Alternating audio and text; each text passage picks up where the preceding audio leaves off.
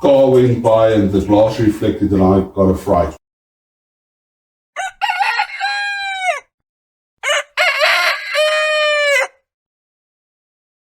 Good morning and welcome back to One Step at a Time Farmstead. I'm Lucas and I'm so happy that you are with us today. Today is going to be a bit of a different video, some different tasks that we tackle. Our municipality and our electrical energy provider is running some maintenance on their infrastructure. So today we are without electricity. That it actually gives me an opportunity to install a timer on our geyser, or what the Americans would call a water heater or a boiler. We call it a geyser in South Africa. It heats our household hot water, but our geyser consumes quite a lot of electricity during the day if we keep it on, and that is unnecessary.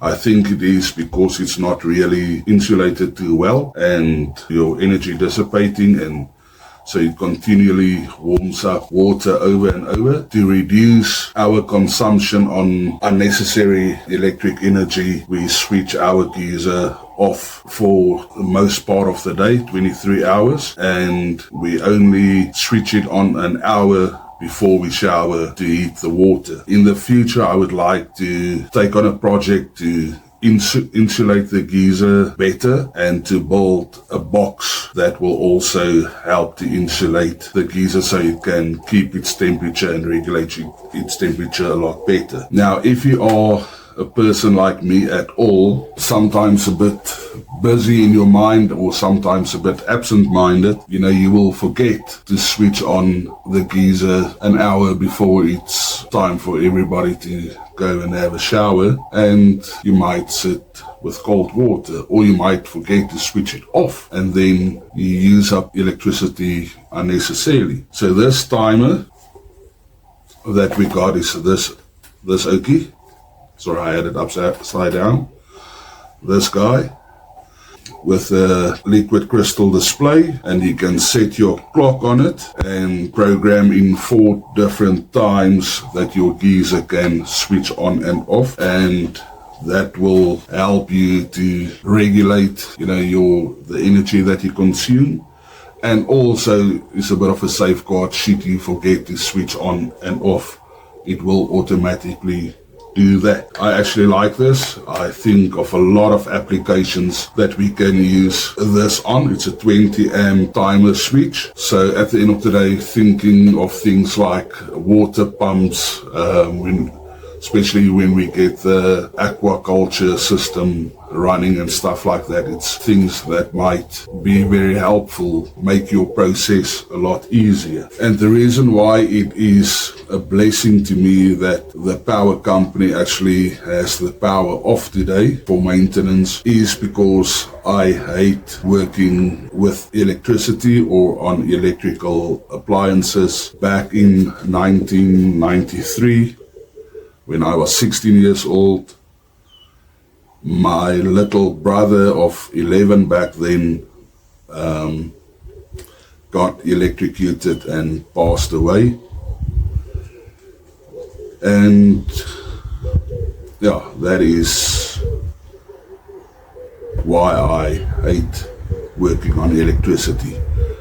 So yeah, just to be double sure, to avoid any electrical shock, I will also switch off all the main switches and trip the earth leakage switch at our main distribution box, just to make sure that even should the electrical company connect the infrastructure again, there's no power coming into the house while I'm working. So yeah, just to be double and triple safe, let's go switch off the distribution box, the main switches. Yeah, so this is our main distribution box in the house. Here's our earth leakage and main. This is the electrical stove and the geyser. We don't have an electrical stove, so that's completely switched off always. And this is for our geyser, which is also off at the moment. And these are our plugs, lights, and outside buildings, all the different circuits. So just to make double sure. Okay, so the geyser is off, the mains and everything else is off, just to be double sure. And our triple surety is also that power company is working on the infrastructure today, so the whole town has been switched off. So that makes me feel a bit more confident to quickly tackle this job. So this is our geyser inside our kitchen, inside the house. And as you can see, it is insulated, but I don't think it's insulated enough. And although it's inside the house, it's not supposed to get as cold and lose its thermal energy so quickly. But yeah, I think in the future I will build a box around it and insulate it properly and have an insulated box around it, and that will help it maintain its thermal energy as well. So you don't consume as much electrical energy because your geyser gets cold all of the time. I am going to disconnect the geyser at that connection over there and install the timer there. And I don't think that that connection was the safest thing in any way. So I will feel a lot better to have a switch there.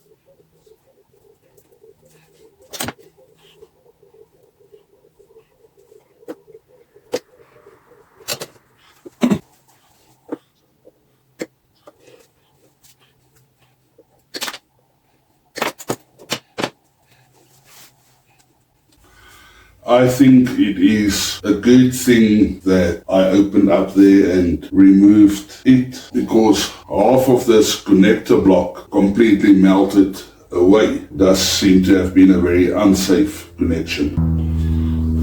Look at that. Completely melted away.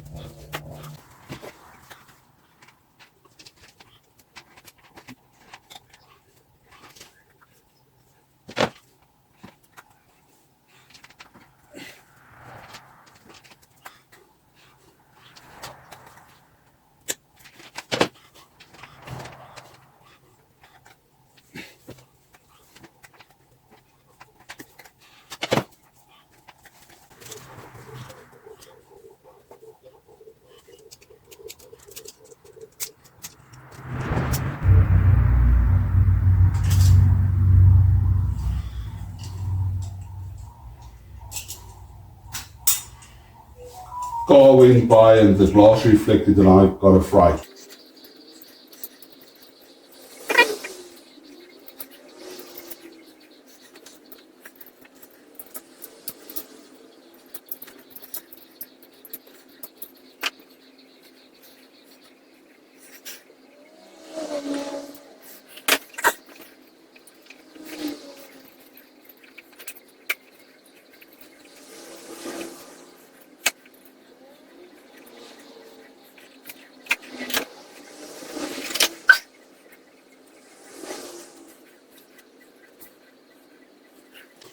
Okay, so here we've got our live in, neutral in, live out, neutral out. So those two connect to the geyser, and these two are the wires coming in from our main distribution box.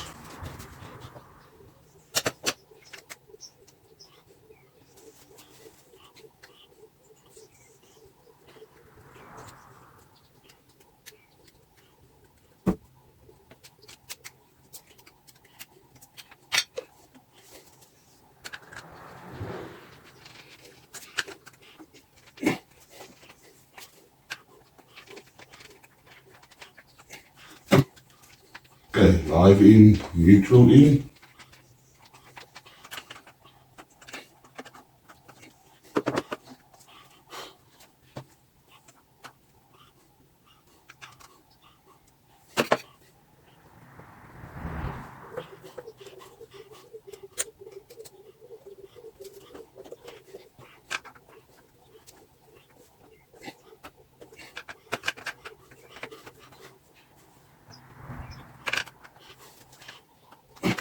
Make sure everything is nice and tight and secure. I'm just going to look for a cable tie. Okay, seems like I'm out of cable ties.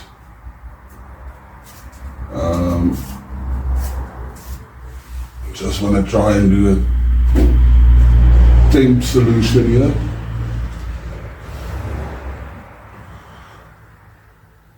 Hey, don't they? It's not the time yet.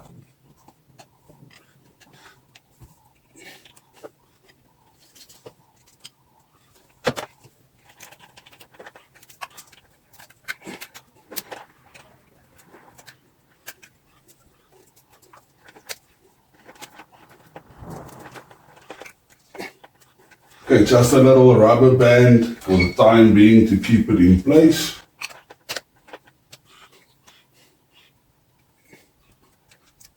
All the covers are back on. Okay, now I can go and switch the mains back on. Okay, so switching the mains back on.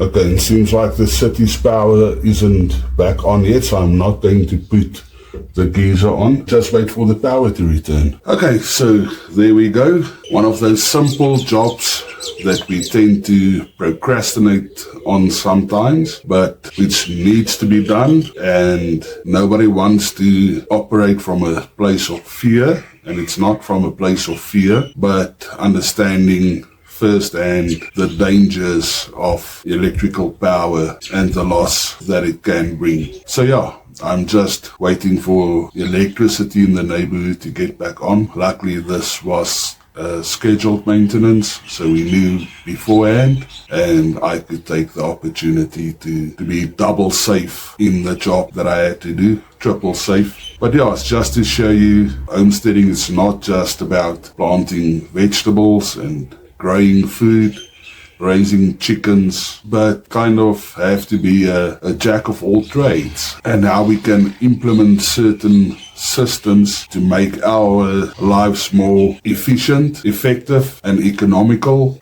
Why waste money and power on an appliance that you use only for an hour a day? We are working toward purchasing and installing a natural gas heating systems. They are quite expensive, but in the long run they are the most economic. You switch it on, it runs off of gas, and it instantly warms your water, and the moment you switch it off, close your tap, there's no other electricity or energy being wasted. That to us at this moment seems even better than the solar powered heating systems or geysers. They seem to be the most effective, and hopefully in the future we will be able to install one for the house and one for my brother-in-law's flat. That means I can get rid of 2 electrical geysers that consumes a lot of energy